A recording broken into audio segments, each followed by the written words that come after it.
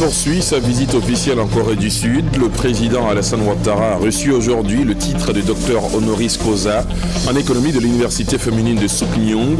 Il a pris part à un déjeuner d'échange avec les 4 grandes institutions économiques coréennes. En économie, une quarantaine de produits d'origine ivoirienne devraient être frappés de droits de douane sur le marché européen depuis le 1er octobre dernier, mais les autorités européennes ont suspendu la mesure du fait de l'accord intérimaire signé par la Côte d'Ivoire et l'APE. Ce soir, on s'intéresse également à la journée mondiale de la Poste. Elle est célébrée tout le 9 octobre. L'objectif est de sensibiliser les citoyens et les entreprises au rôle de la Poste dans leur vie quotidienne et de sa contribution au développement socio-économique des pays. Et puis, convoqué pour une audience sur un éventuel nouveau report de son procès, le président du Kenya, Uhuru Kenyatta, a comparu aujourd'hui devant la Cour pénale internationale CPI. Il est accusé notamment de crimes contre l'humanité. Il est le premier président en exercice à se présenter devant la Cour pénale internationale. Voilà pour les titres. Bonsoir à tous et bienvenue dans la grande édition.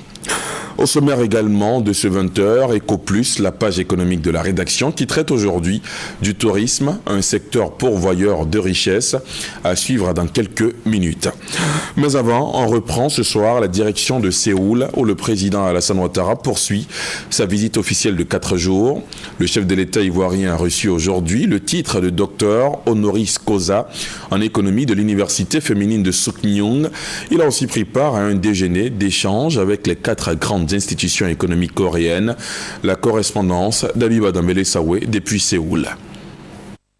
L'université féminine de Suknyong était à sa création en 1906 la première école privée de filles de Corée. Cette institution a évolué jusqu'à devenir aujourd'hui une université de référence, d'où sont issues des compétences féminines du pays. Sa devise est la douce force de changer le monde, faisant allusion à la douceur féminine. 13 000 étudiantes méritantes constituent le vivier des femmes leaders pour les années à venir en Corée. Et c'est cette université prestigieuse qui a décidé d'honorer le président de la République de Côte d'Ivoire. Il a été élevé à la plus haute distinction académique, celle de docteur honoris causa, pour son parcours brillant, exemplaire, pour son leadership au plan international. Selon la présidente de l'université Suknyong, le président ivoirien est un modèle et représente un espoir pour le continent africain, pour sa vision et ses actions. Le président Alassane Ouattara a remercié la présidente de l'université pour cette marque de considération. À travers elle, la présidente coréenne, avant d'égrener les actions en faveur des femmes et de l'éducation des filles en Côte d'Ivoire.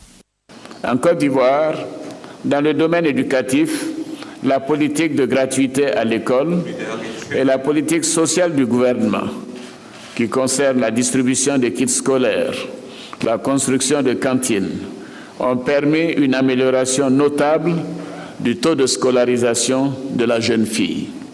Ce taux est passé de 77,5% en 2010-2011 à 89,8% en 2013-2014, soit une hausse de 12% en 3 ans. Plusieurs chantiers ont été ouverts par le gouvernement et je voudrais citer quelques-uns.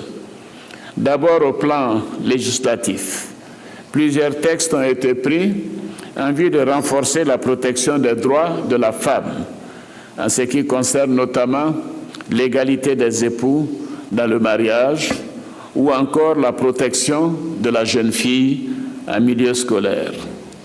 Ensuite, au plan économique, un fonds d'appui aux femmes de Côte d'Ivoire a été mis en place par la première dame de Côte d'Ivoire en vue d'aider les plus démunis et leur permettre un accès plus large au financement de projets.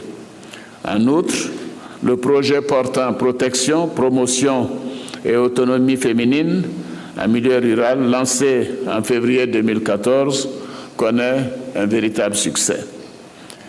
Troisièmement, au plan social, le gouvernement a procédé à l'ouverture aux jeunes filles des concours d'entrée à l'école militaire préparatoire et technique, ce que nous appelons en Côte d'Ivoire le MPT, ainsi qu'à la gendarmerie, jusque-là réservé aux seuls garçons.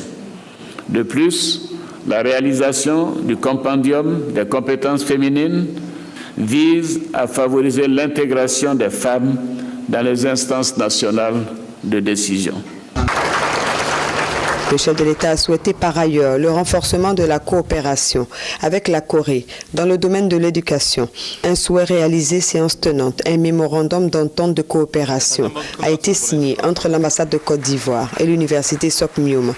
La cérémonie a pris fin avec une belle prestation de l'orchestre philharmonique de cette université féminine prestigieuse. Notre envoyé spécial à Séoul a aussi suivi pour vous l'ensemble des audiences accordées par le président de la République. Le docteur Alassane Ouattara a échangé avec le président de l'agence coréenne de coopération KOICA, le président de la banque import-export de Corée et le président de Dongsang Engineering. En toile de fond, le financement de projets de développement, notamment le train urbain Abiba Dambélé-Sawé. Le président de l'agence gouvernementale de coopération KOICA, Kim Young-mok, est venu annoncer au président de la République Alassane Ouattara le retour de l'agence coréenne en Côte d'Ivoire. La KOICA se dit prête à accompagner notre pays sur la voie de l'émergence. L'aide octroyée à la Côte d'Ivoire dans différents projets en faveur des jeunes et des femmes et de grands projets d'infrastructures, notamment le train urbain, est estimée à environ 50 millions de dollars. Le président d'Exim Bank a confirmé pour sa part l'implication de l'institution bancaire coréenne dans le projet de réalisation du train urbain. Cette banque va débloquer près de 70 millions de dollars de prêts concessionnels à la Côte d'Ivoire pour ses projets de développement. Le train urbain, un projet cher au président Alassane Ouattara, car sa réalisation va permettre la modernisation et la fluidité du trafic. Le président de Dongsang Engineering se dit prêt à contribuer à la réalisation de ce grand projet.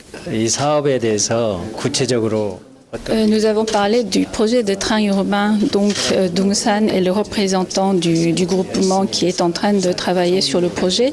Donc on lui a expliqué l'avancée du projet et en même temps notre motivation et notre volonté de continuer pour le succès de ce projet. L'émergence en 2020 se précise grâce à ce pays ami de la Côte d'Ivoire qui est déterminé à soutenir les actions du bâtisseur Alassane Ouattara.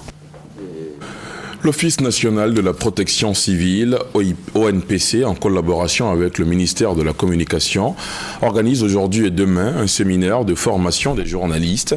L'instruction porte sur le plan Orsec, organisation de la réponse de sécurité civile, une manière de renforcer les connaissances des journalistes sur les thématiques majeures liées notamment à la protection civile au plan Orsec. Ce séminaire a ouvert ses portes ce matin ici à Abidjan Cocody en présence du ministre d'État, ministre de l'Intérieur et de la Sécurité, Noho Sangaré, Abou Noho. La question de la protection civile, une préoccupation majeure. Les pluies diluviennes cette année ont causé de nombreuses pertes en vie humaine et occasionné d'importants dégâts matériels sur tout le territoire national. Face à cette situation, un séminaire a donc été initié pour former les journalistes sur le plan Orsec afin que ceux-ci soient des relais d'information auprès des populations qui sont exposées au risque de catastrophe. Cette formation permettra aux journalistes d'apprécier le rôle important qui est le leur quand le pays est confronté à une situation de catastrophe. Le risque zéro n'existant pas, l'organisation des secours reste le moyen par excellence de gestion des crises. Ce séminaire qui se tient du 8 au 9 octobre a pour thème plan Orsec, déclenchement et organisation. C'est à travers les médias que nous avons connaissance des catastrophes qui ont lieu de par le monde et c'est à travers les médias que les populations apprennent l'action du gouvernement à l'attention des populations sinistrées et pour informer la population correctement pour que les médias eux-mêmes sachent ce que c'est que l'Orsec. Qu'est-ce que le plan Orsec? Qui peut le déclencher? Qui en sont les acteurs? Quelle est son efficacité? Toutes ces questions seront débattues au cours de ce séminaire qui se tend sur 2 jours. Il est bon d'avoir des journalistes bien formés pour rendre compte, lorsqu'il y a une survenance d'une crise, de l'information à donner avant pendant et après. Cette formation-là, non seulement elle est bien pour nous-mêmes, mais quand nous allons la relayer, au moins on pourra sauver des vies. Le plan Orsec est un système polyvalent de gestion de la crise. Organisation des secours et recensement des moyens publics et privés susceptibles d'être mis en œuvre en cas de catastrophe. Les sociétés de collecte d'ordures ménagères ont repris les activités après 2 semaines d'interruption. La directrice générale de l'ANASUR, l'Agence nationale de salubrité urbaine, s'est rendue sur le terrain pour constater l'effectivité de cette reprise. Le compte-rendu de Serge Gangomin. Cette tournée entreprise par la directrice générale de l'Agence nationale de la salubrité urbaine, ANASUR, Sarah Ouattara, depuis une semaine dans les communes d'Abidjan, a pour objectif de vérifier la reprise de la collecte des ordures ménagères par les sociétés commises à cette tâche. Ces dernières avaient observé récemment une baisse d'activité pour réclamer les arriérés de paiement liés à leurs prestations. Et l'État de Côte d'Ivoire, soucieux du bien-être des populations, a aussitôt répondu à leurs requêtes en leur versant les arriérés en question. Sarah Ouattara, sur le terrain, a pu constater une reprise effective de la collecte des ordures. Aux ménagères de mettre en pratique les consignes données par l'ANASUR pour rendre la ville propre et assurer à tous une santé parfaite. Le budget d'un État détermine l'action de tout gouvernement sur une période. Comment est-il élaboré et exécuté? Qu'en est-il de son suivi et de son évaluation? Pour le comprendre, l'Organisation des journalistes professionnels de Côte d'Ivoire, OJPCI, initie depuis ce matin un séminaire de formation de 48 heures. L'objectif est simple, il s'agit de renforcer les capacités des journalistes pour un meilleur traitement de l'information sur la thématique budgétaire. La rencontre se tient à la Maison de la Presse d'Abidjan. Plateau, Guy Roger Nguessan, Francis Boifo. Des journalistes en formation. Ils sont issus de la presse écrite et de l'audiovisuel. Thème retenu, élaboration, exécution et évaluation du budget de l'État.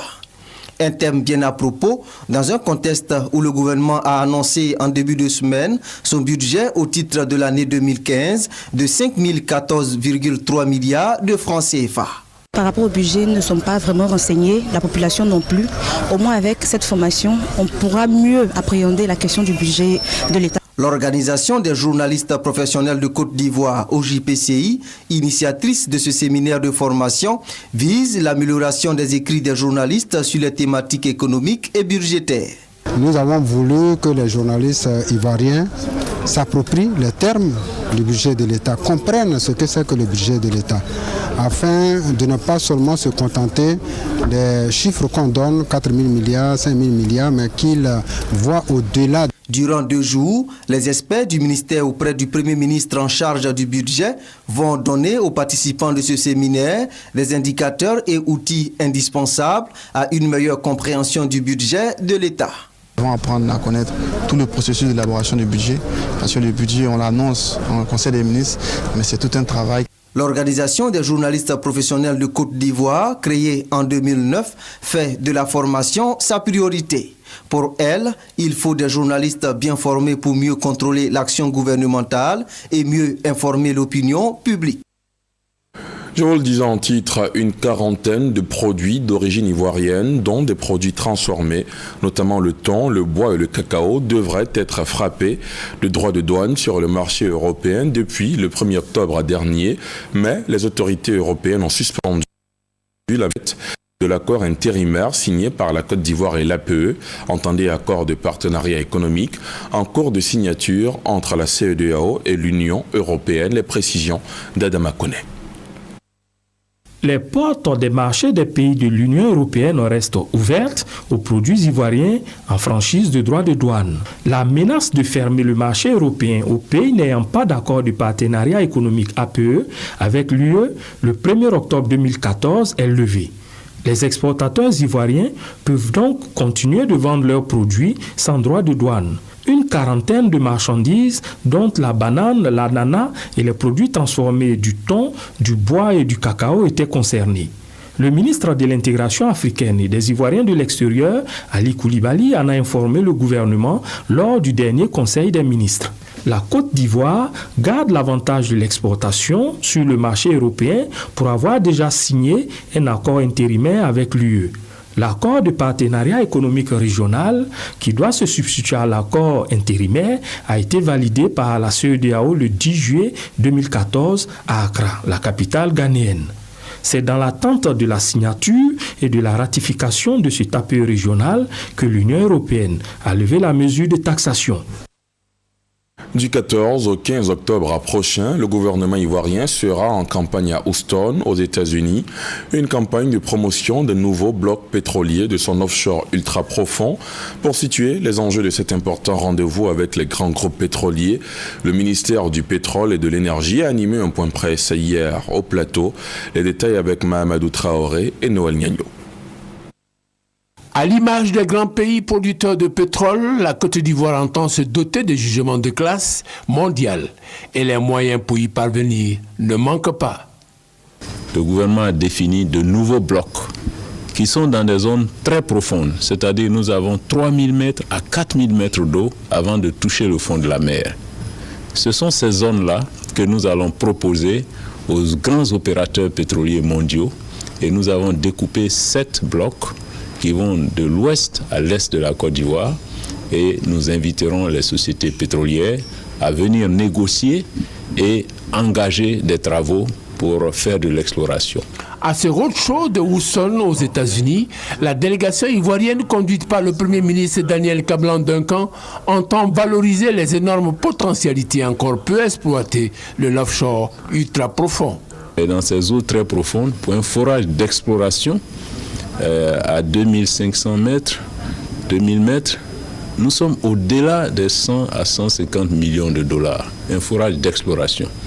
Et si on trouve la ressource en quantité économique, il faut ensuite envisager un forage de développement avec des plateformes qui se chiffrent en milliards de dollars. Autre enjeu de ce roadshow, augmenter la production d'hydrocarbures, notamment le gaz naturel, en vue de faire face à la demande sans cesse croissante en électricité. Une demande qui, de 1630 MW en 2014, se situera à 1800 en 2015 et probablement à 4000 MW en 2020. On s'intéresse maintenant à la journée mondiale de la Poste. Elle est célébrée chaque année le 9 octobre pour marquer la date anniversaire de la fondation de l'Union postale universelle UPU en 1874. Le but est de sensibiliser les citoyens et les entreprises au rôle de la Poste dans leur vie quotidienne et de sa contribution au développement socio-économique des pays. Les pays membres de l'UPU sont invités à organiser des activités de sensibilisation de leurs clients et des médias à leurs produits et services au niveau national. C'est le cas de la Côte d'Ivoire qui annonce la revue de son code de la Poste. Que peut la Poste dans un paysage évolutif de la communication ? L'activité postale, autrefois primordiale pour le rapprochement des personnes physiques et morales et partant pour le développement économique des pays, est en perte de vitesse. Supplantée par la facilité et la rapidité des nouvelles technologies de l'information et de la communication, l'activité est à la croisée des chemins. Il faut une bonne politique pour pouvoir, sinon dans les années à venir, là, on ne parlera plus de la Poste en Côte d'Ivoire. Commémorant la 140e année de sa création, l'Union postale universelle entend tout mettre en œuvre pour maintenir l'activité postale. Partout dans le monde, les postes s'organisent pour relever les défis qui leur sont imposés par l'évolution technologique. Pour le gouvernement ivoirien, la seule option pour la poste locale est de s'inscrire durablement dans cette nouvelle dynamique en innovant et le premier acte est une restructuration du secteur postal. Depuis fin octobre 2013, notre pays s'est doté d'un nouveau code postal en remplacement de celui de 1976. Ce nouveau code apporte des avancées en termes d'organisation du marché postal ivoirien. Il permet la mise en place d'une régulation de ce secteur d'activité au bénéfice de toutes les parties prenantes. Les prochains mois verront l'accélération de l'application effective du nouveau code postal, notamment en ses aspects régulation du marché. Pour se repositionner, la Poste de Côte d'Ivoire propose de nouveaux services, à savoir le courrier hybride, le commerce électronique, la distribution de documents administratifs, les livraisons à domicile. Reste maintenant à reconquérir sa clientèle. La Côte d'Ivoire ne veut pas être surprise par Ebola qui fait des ravages en Afrique de l'Ouest. Le ministère de la Santé et de la lutte contre le sida vient de se doter d'un nouveau centre de traitement de la maladie. Ce centre, entièrement équipé, est basé au CHU de Yopougon. Il est même opérationnel. Le point avec Serge Collier. Le CHU de Yopougon a désormais son centre de traitement de la maladie à virus Ebola. Il n'existe certes aucun cas déclaré de la maladie en Côte d'Ivoire, mais le gouvernement entend prendre toutes les dispositions utiles pour faire face à une éventuelle pandémie. Sous ces 3 tentes équipées de lits, les malades seront mis en quarantaine, consultés et traités. 58 agents ont été mobilisés. Des équipes de 7 ont été formées. Ces équipes sont tournantes en permanence toutes les 8 heures. Elles disposent d'équipements de protection individuelle et de matériel de désinfection. Ici, l'hygiène est de rigueur. Pour porter sa tenue de protection individuelle, il faut respecter des règles, notamment se recouvrir totalement le corps pour éviter toute contamination. Avant d'entrer sous les tentes, il faut se désinfecter les pieds dans de l'eau javelisée. Ensuite, le médecin, accompagné de l'infirmier et de l'aide-soignant, peut entrer en contact avec les malades. Le cas suspect d'Ebola, c'est d'abord une fièvre supérieure à 38 degrés. Après la fièvre, les signes abdominaux, à savoir douleur abdominale, vomissement, diarrhée. Et ensuite, s'installe l'hémorragie. Il faut rassurer la population. Donc pour le moment, la Côte d'Ivoire n'est pas en épidémie d'Ebola. On n'a aucun cas suspect d'Ebola à ce jour. Après chaque visite, la tenue de protection individuelle est considérée comme souillée. Elle est d'abord désinfectée, retirée délicatement avant d'être incinérée. Avec ce dispositif, le ministère de la Santé et de la lutte contre le sida se tient prêt à parer à toute éventualité. Le SILA 2014, le Salon international du livre à Abidjan, se tiendra en novembre prochain. Les organisateurs du salon ont animé ce matin une conférence de presse au plateau pour annoncer l'événement. Le SILA 2014 connaîtra des innovations. C'est ce que nous dit Serge Gongomin.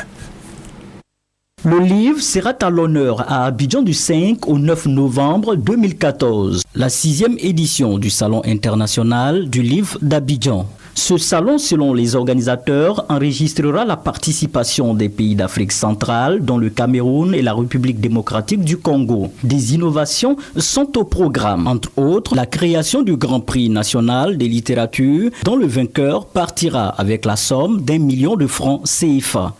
Également le prix des jeunes auteurs. Le vainqueur de ce prix empochera la somme de 500 000 francs CFA. Rappelons que l'industrie du livre réalise chaque année un chiffre d'affaires de plus de 26 milliards de francs CFA et emploie plus de 2000 personnes. Souvenez-vous, la journée mondiale du tourisme a été commémorée le 27 septembre dernier. Ici en Côte d'Ivoire, la cérémonie officielle a eu lieu hier à Dabou. À cette occasion, l'atiéké, produit alimentaire typiquement ivoirien, a été valorisé sous le thème de l'atiéké, produit d'appel touristique et mets de cohésion sociale. F. Boué, Franck Audio.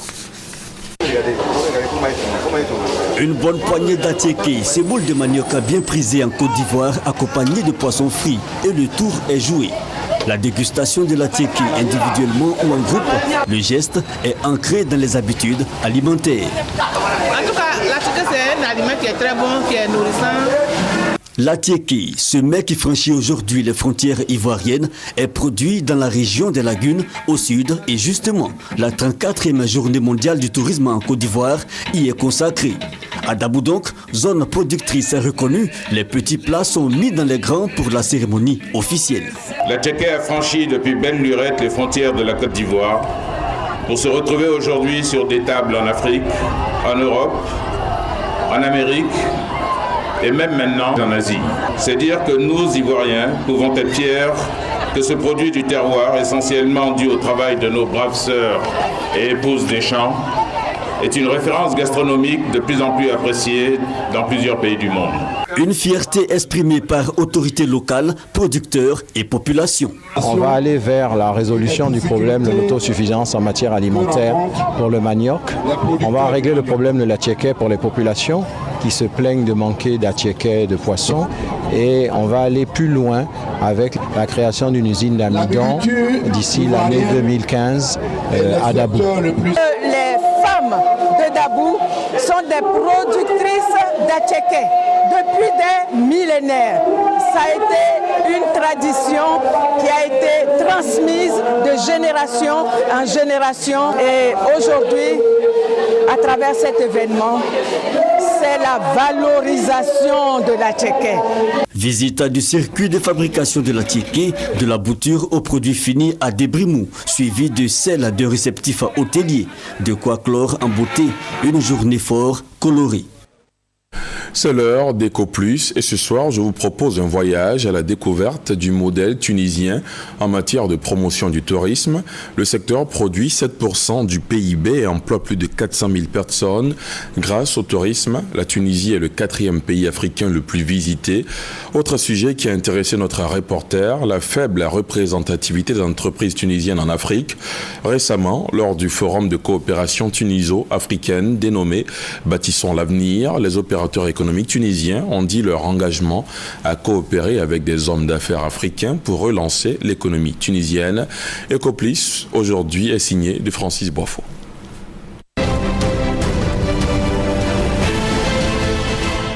La Tunisie est située au sud du bassin méditerranéen en Afrique du Nord et s'étend sur 162 155 km². Avec ses 8 sites inscrits au patrimoine mondial de l'UNESCO, 300 km de côtes en grande partie sablonneuses et un climat méditerranéen chaud l'été et doux l'hiver, ses nombreux complexes hôteliers et l'architecture des villes, le pays est l'une des principales destinations des touristes européens en Afrique et dans le monde arabe. La Tunisie est le 4e pays africain le plus visité après l'Égypte, l'Afrique du Sud et le Maroc. Le tourisme tunisien est un secteur pourvoyeur de richesses. Dans l'économie tunisienne, le secteur du tourisme représente 7% du produit intérieur brut. Ces 7% sont réalisés par à peu près 800 établissements touristiques classés, 800 hôtels, qui représentent une capacité de 240 000 lits. Cette capacité nous a permis d'accueillir, avant la crise, jusqu'à 7 millions de touristes, dont à peu près 5 millions d'Européens. Au niveau de l'emploi, il y a à peu près 100 000 personnes qui travaillent directement dans le secteur hôtelier. Et il y a à peu près, pour un emploi direct dans l'hôtellerie, il y a 3 emplois indirects dans les autres secteurs qui sont le transport, l'agriculture, le bâtiment, ce qui fait qu'il y a à peu près un total de 400 000 personnes qui vivent dans le tourisme.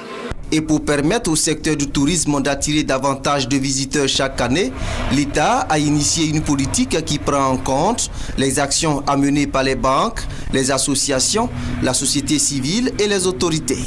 L'État doit impulser, l'État doit réglementer, l'État doit contrôler, l'État doit aider le secteur privé à développer le tourisme sous toutes ses facettes, c'est-à-dire l'hébergement, le transport et l'animation touristique. Parallèlement, l'État doit mettre en place un système d'aide, d'incitation pour aider les promoteurs et leur montrer le chemin pour développer le tourisme.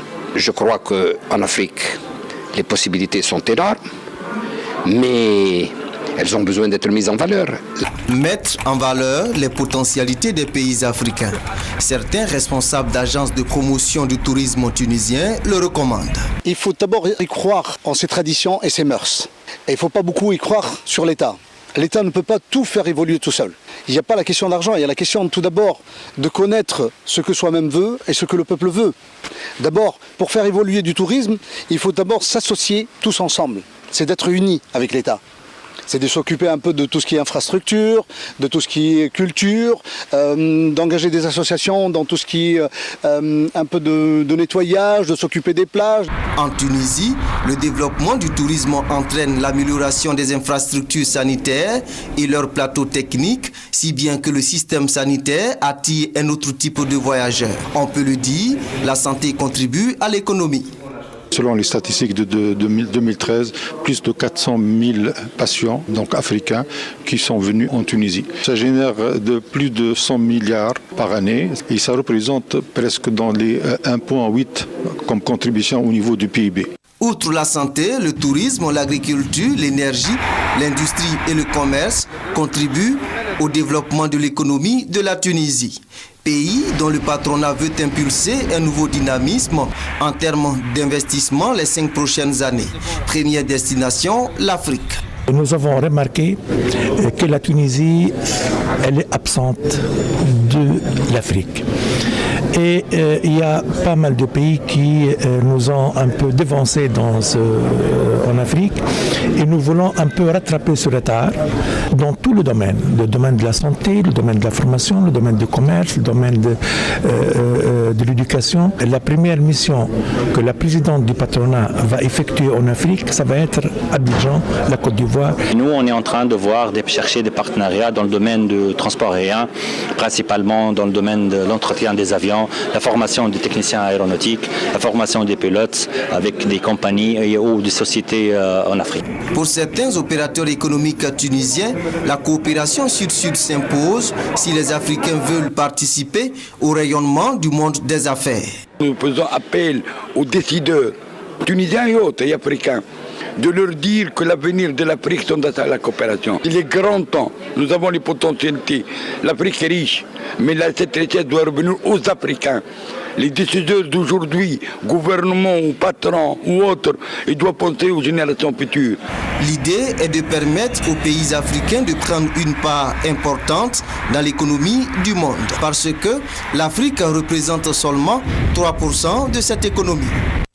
C'est la fin de ce journal. Merci de l'avoir suivi. Demain 20h, retrouvez Marie-Laure Ngoran. Ce soir à 23h, vous avez rendez-vous avec Hamza Diaby. Moi, je vous dis à très vite. Excellente soirée sur la chaîne qui rassemble.